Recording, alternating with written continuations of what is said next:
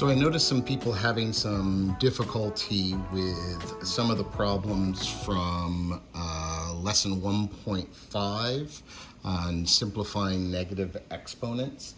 So I just want to go over a few of these so that you can use them if you need to make any revisions to your work. Okay, so as I look at this problem here, oh, by the way, these problems are going to be like the ones that are on page 47. That was part of your assignment. So the way that I do these here is going to be the way that you do problems 12, 14, 16, and 18. All right. So with 2 to the negative 3 times 2 to the negative 4th, I am using the product of powers. So what this is saying is that I have 2 to the negative 3 plus negative 4 power. Okay.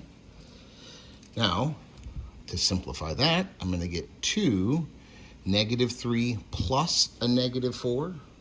That's going to be negative 7. Well, I can write 2 to the negative 7 as 1 over 2 to the 7th. And if I were to continue simplifying this, it would be 1 over 2 times 2 7 times, and that's going to also be 1 over 128. Okay. Let's look at this one now. I have y to the negative first power times y to the 4th. So using the product of powers, I get y to the negative 1 plus 4. Okay. Then negative 1 plus 4 is to the 3rd power. So it's just going to be y to the 3rd power. Okay. Now, in these next two problems, we're going to use the quotient of powers. So remember, if the bases are the same, I'm going to subtract my exponents. So here I have 3 to the negative 1 minus negative 5. Okay. Now, I noticed a lot of people having some difficulty with subtracting a negative. Well, subtracting a negative of a negative 5 is just the opposite of negative 5. So I can think about this as adding a positive. Okay. So now, instead of negative 1 minus a negative 5, I can think of it as 3 to the negative 1 plus 5. And now that's going to give me 3 to the 4th power. Just a little bit of a glare there. 3 to the 4th power. And 3 to the 4th power is, I believe, I don't remember what 3 to the 4th power is. Let's see, let's just try it. 3 times 3 is 9. I think it's 81. So 3 to the 4th power. Change something there. Of course, my stand doesn't work. Okay. Now let's try this one. Y to the negative 6 divided by y to the negative 10th power. Okay, so I'm going to have y to the negative 6 minus negative 10. And remember, when I have a negative of a negative number, the opposite of a negative number is a positive.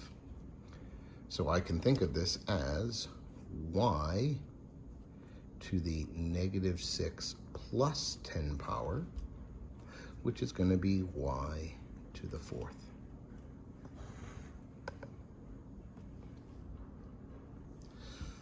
On page 49, problems 39, 40, and 41 asked you to identify the missing exponent, okay? And in each of these, we're using the quotient of powers law to determine what the missing exponent is. And I'm going to think about this algebraically. I know that this number, whatever it is, minus that number is going to give me 11. So I'm just going to give this number a variable, and I'm just going to call it x, okay? And then when I subtract 2 from x, I'm going to get 11, okay? Now, this is a fairly simple one-step equation. I'm going to add 2 to both sides. That's just going to cancel out. It's going to give me 0, and I'm going to have x equals 13. So my exponent here should be 13. I'm going to do the same thing here. This time, my missing exponent is in the denominator, but I'm still going to go through the same process. This exponent minus whatever this exponent is has to be 3. So I'm going to still call this x. I say 10 minus x equals 3. All right. Now, I have to do, if I want to solve this algebraically, I've got to do, a couple of things with it. So I'm going to just move 2 things around. First thing I'm going to do is I'm going to add an x to both sides. The reason I'm adding an x is so that I have a positive x and I don't have to deal with the negatives. So I'm going to have 10 equals 3 plus x. Now my next step is that I'm going to subtract 3 from both sides. So 10 minus 3 is 7. 3 minus 3 is 0. So I'm going to have x is equal to 7. So my exponent there is 7. All right, in this last one, it's a little bit more complicated, but I'm sure you'll do just fine. And the issue is we've got negatives and we're gonna subtract, and so it's just an issue of integer operations with negative numbers. Okay, so I have negative 3. I am going to subtract some number from that to give me positive 5. So I'm gonna start off with negative 3 minus x, and that's going to equal 5, okay? I'm going to do the same thing that I did in this problem where, because I had that negative x, I'm going to bring it over here so that I have a positive x. And I'm just going to combine like terms.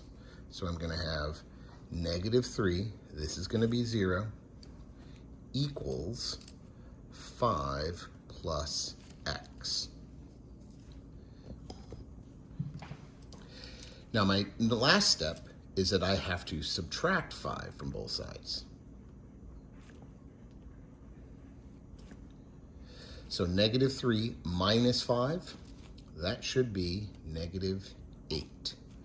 That's going to equal, well, that's a 0, and all I'm left with is x. Sorry that it's kind of glossy there. So my exponent here should be negative 8.